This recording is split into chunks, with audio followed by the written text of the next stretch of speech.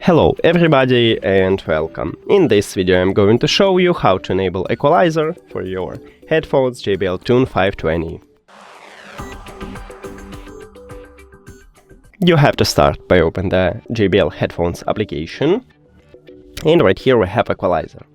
So basically we have a few options how to enable it. Firstly, we can click at the Equalizer line right here and just click at this slider at the right top. And we just enable. You can now select some preset and use it. But also we have another option, is to, in this menu, right here we have some preset and you need to just click at this arrow to swap it, and you swapped to another preset and it automatically enable Equalizer, as you can see. And that's it. Thank you for watching this video. If you found it helpful, please consider subscribing to the channel and leave the like on the video. See you later!